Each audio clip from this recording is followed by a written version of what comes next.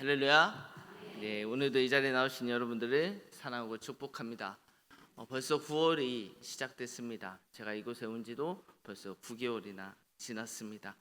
정말 시간이 빠른 것 같습니다. 개인적으로 잊지 못한 사건들, 시간들이 있는 24년들 보내고 있습니다. 그렇다면 여러분의 올 한 해는 어떠한 삶을 살고 계십니까?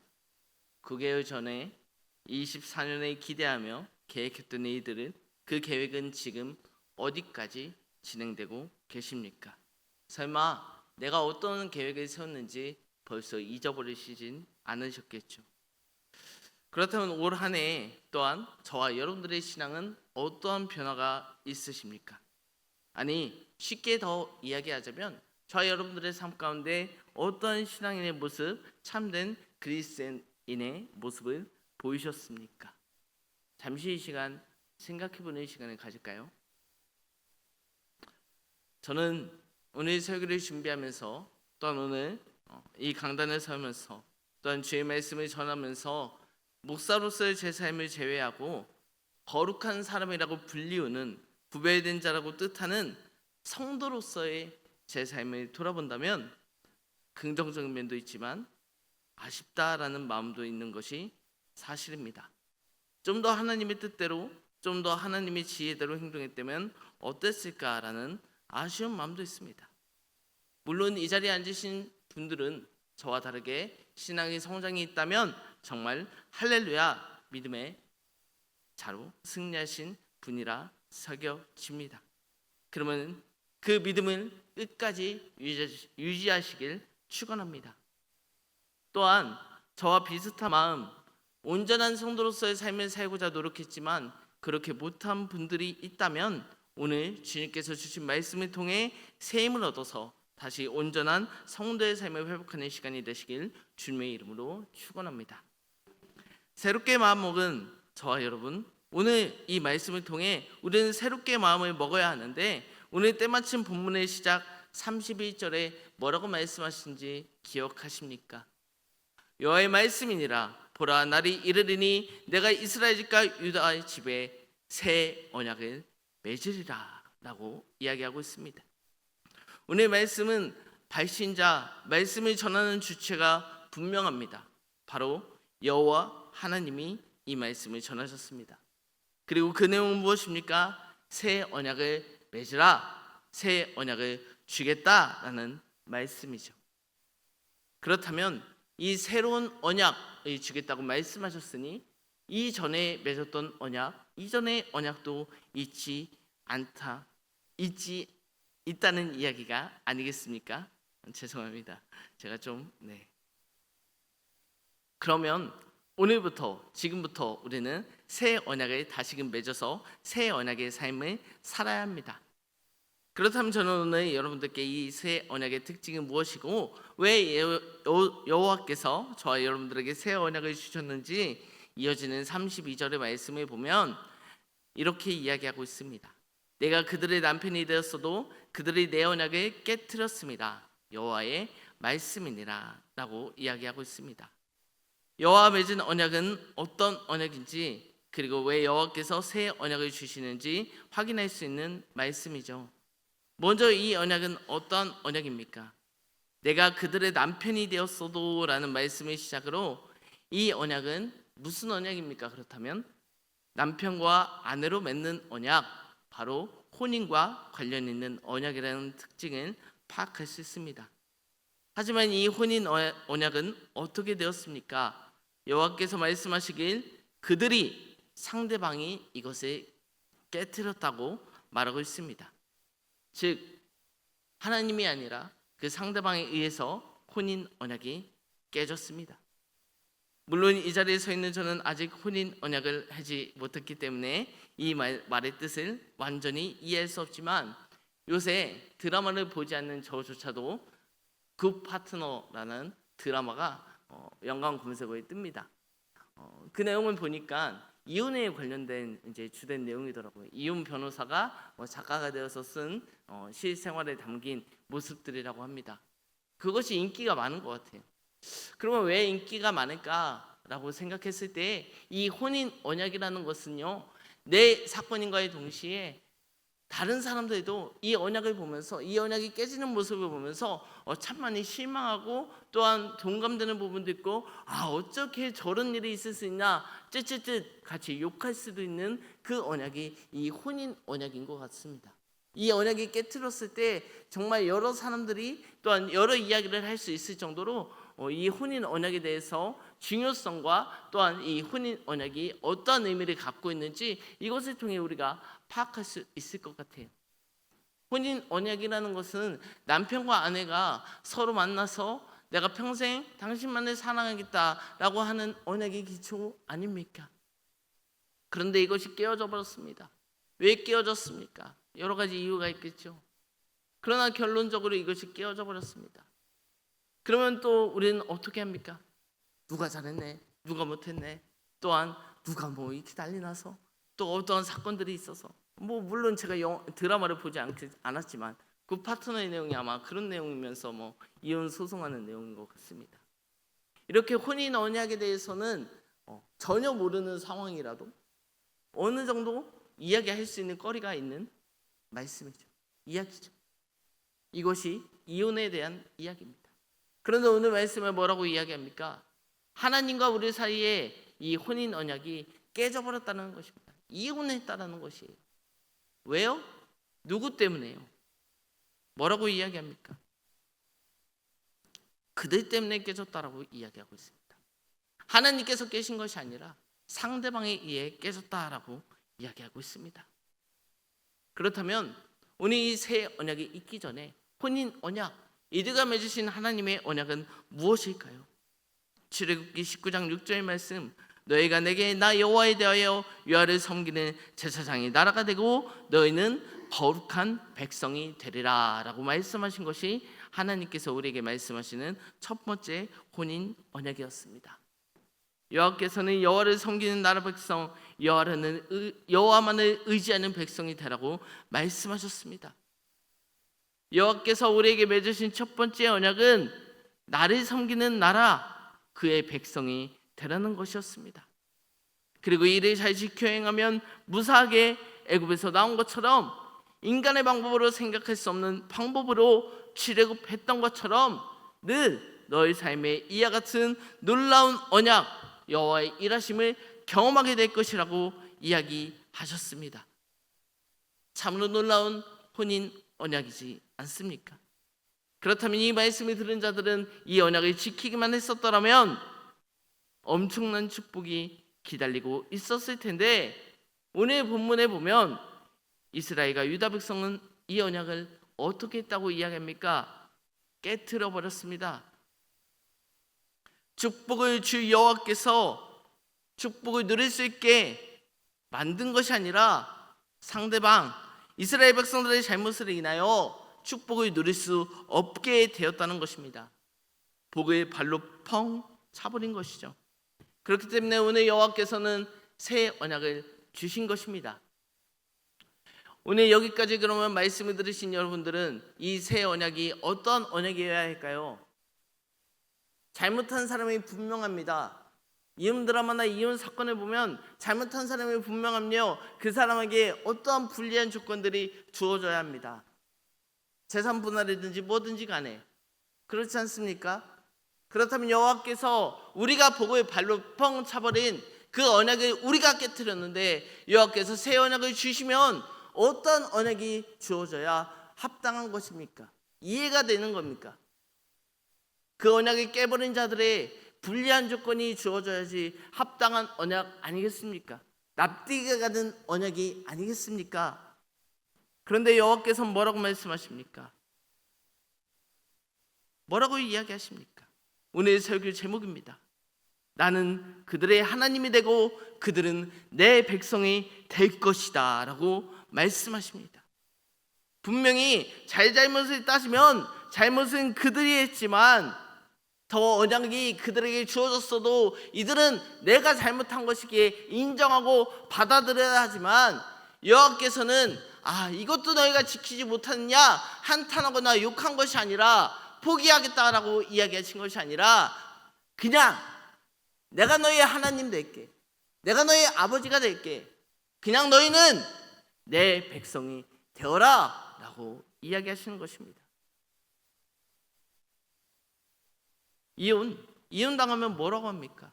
참 주변에 간간히 보게 되면 혼인 관계를 깨트린 자들을 보면 잘못한 사람이 어떻게 합니까?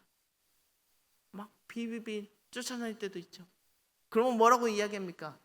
아이고 인간아 진작에 그러지. 혹은 아우 너는 끝날 때까지 지긋지긋하다.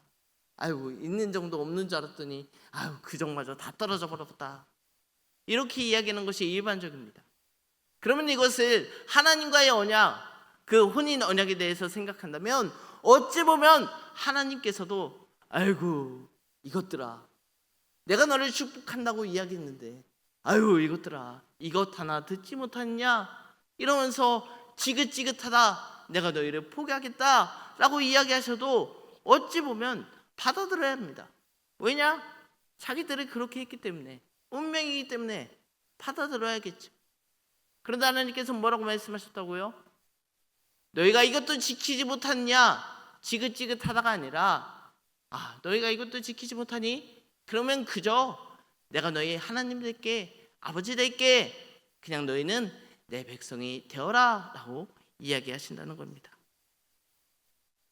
오늘 이 자리에 앉은 저 여러분, 이것은요 오늘을 살아가는 저와 여러분들에게도 포함되는 말씀입니다. 우리가 이 세상 살면서 하나님의 뜻대로 살고자 노력하고요, 준비하고요, 열심히 오늘 이 자리에 앉아서 예배드리고 말씀 듣고 하루하루를 살아갈 때 정말 내가 하나님께서 나를 사랑하시니까 말씀대로 살아봐야지 노력합니다. 그런데 우리가 살다 보면 어떻게 될까요? 넘어지기도 하고요, 그 언약을 깨트리기도 합니다. 그런데 하나님께서 말씀하십니다. 너는 그냥 내 자녀가 되라. 그냥 내 곁에만 있어라. 나를 그냥 아버지라고만 불러라. 그러면 내가 너를 사랑해 줄게. 너에게 축복해 줄게. 너와 함께 해 줄게 라고 이야기하시는 것입니다. 여러분 이것이 얼마나 큰 은혜요, 얼마나 큰 감사입니까? 그렇기 때문에 우리가 이 자리에 나와 또한 예배 드리는 것이고요, 그 주님이 너무나 감사해서 그 주님을 찬양해야 되는 것이고요, 그 주님의 그 은혜에 너무나 감격하여서 어떻게 하면 드릴 수 있을까? 그렇기 때문에 우리가 헌금하는 것 아닙니까? 그렇기 때문에 기도하는 것 아닙니까? 그렇기 때문에 우리가 목소리를 높여 찬양하는 것 아닙니까? 그런데 우리가 이것을 왜 교회의 자리에서만 합니까? 여기에서만 하냐 이겁니까? 여러분 우리가 이것을 교회뿐만 아니라 어느 곳에 있든지 이 마음 잊지 않으시고 하나님을 예배하고 내가 있는 자리에서 오늘도 주시는 은혜에 감사하며 하나님을 찬양하고 예배드리고 기도하는 삶을 살아내는 저 여러분들 되시길 주님의 이름으로 축원합니다. 여러분 그렇다면 이 새 언약은 누구입니까? 무엇입니까?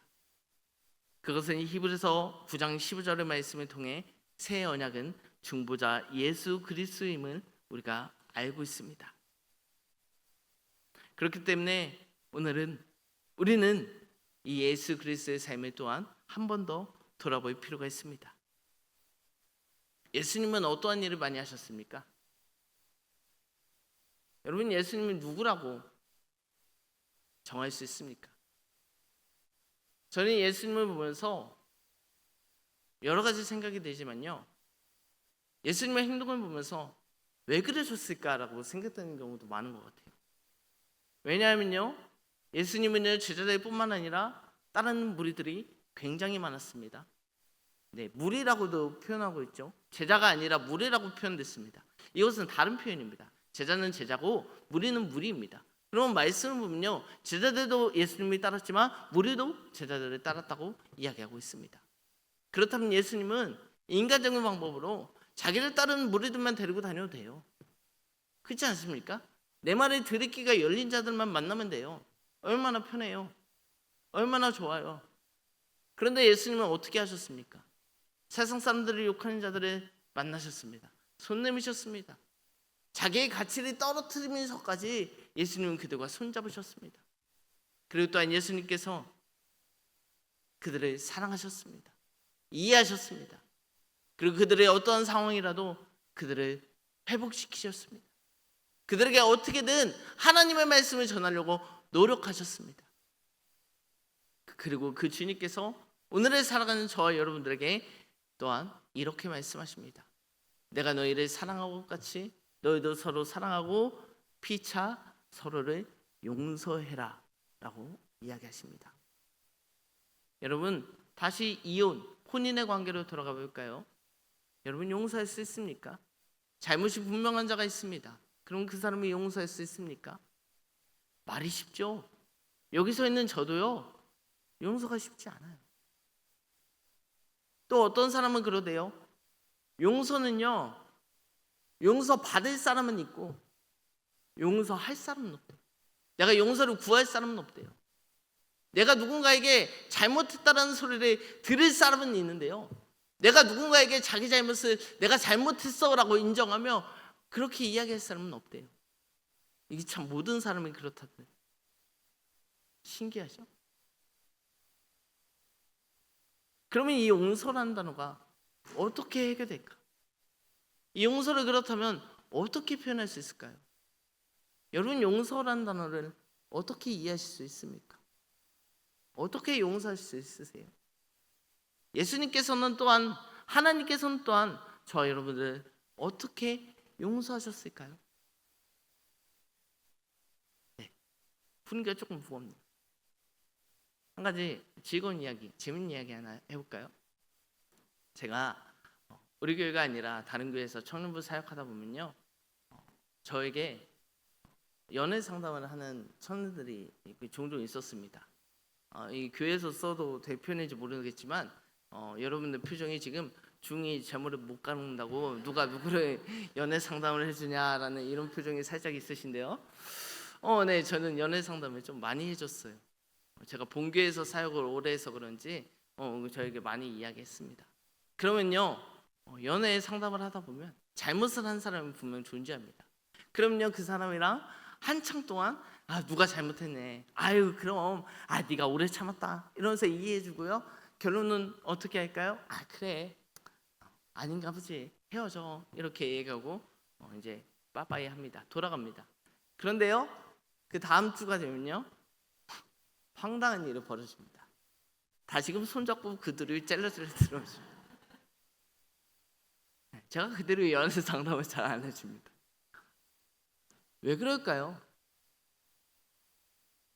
물어봅니다. 살짝. 야, 뭐야? 왜? 뭔 일이 있었던 거야? 그러면 이렇게 이야기합니다. 내가 그 사람의 잘못보다 내가 그 사람을 사랑하는 마음이 더 큰 것 같아요. 이렇게 이야기합니다. 그래서 내가 그 사람을 더 사랑하기 때문에 제가 그 사람을 용서할 수 있었던 것 같습니다. 저에게 이렇게 얘기합니다. 여러분, 용서는요, 용서라는 단어에만 갇혀 있으면요, 용서가 쉽지 않아요. 왜 용서해야 되는지 그 이유조차 몰라요. 왜냐? 저 사람이 나한테 잘못한 게 분명하고 내가 상처 입은 것이 분명하거든요. 그러면 이 용서를 어떻게 할 수 있을까? 사랑하면 용서가 됩니다. 그 사람을 사랑해주면 용서의 마음이 조금씩 싹 틉니다.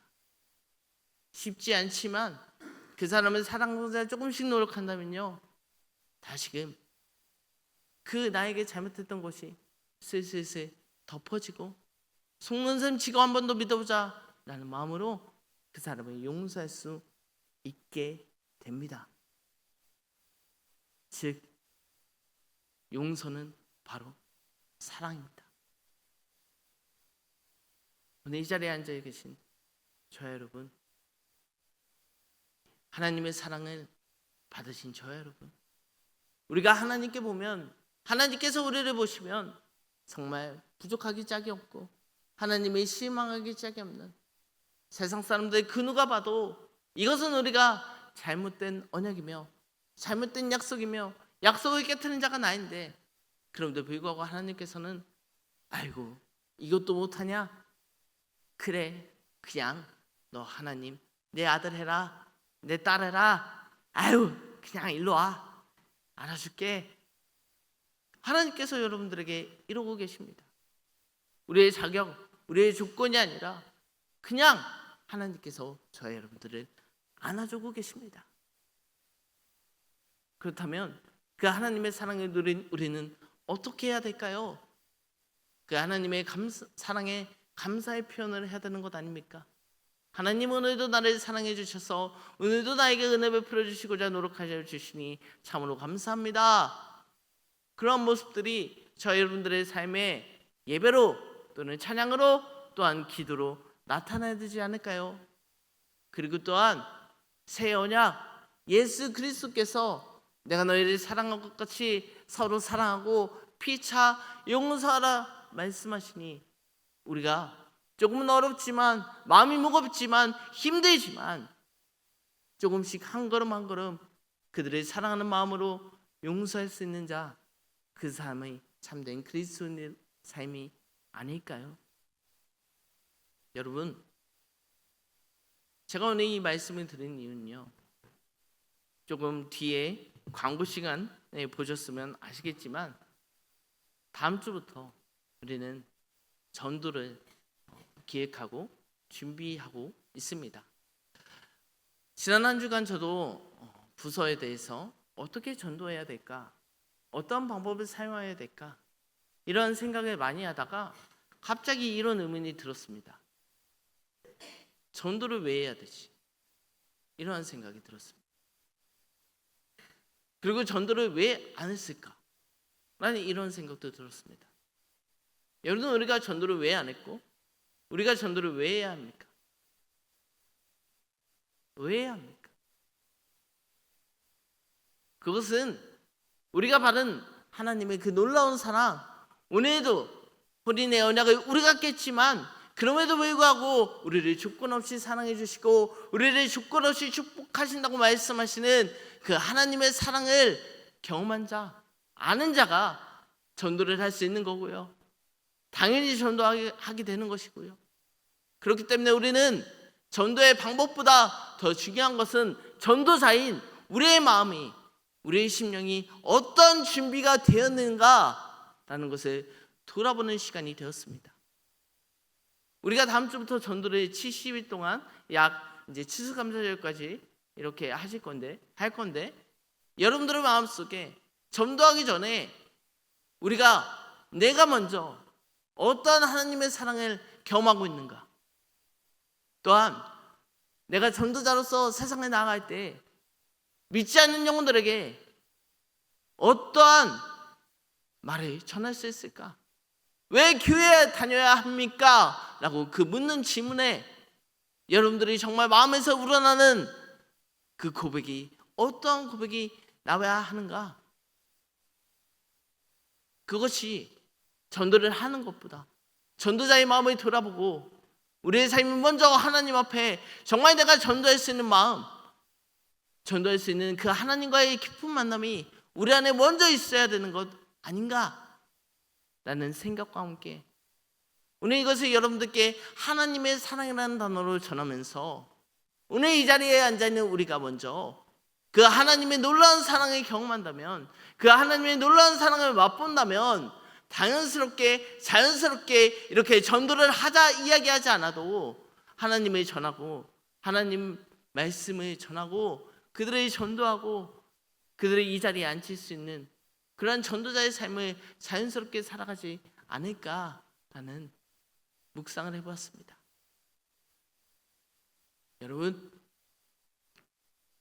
여러분은 어떠한 삶, 어떠한 그리스도인이십니까?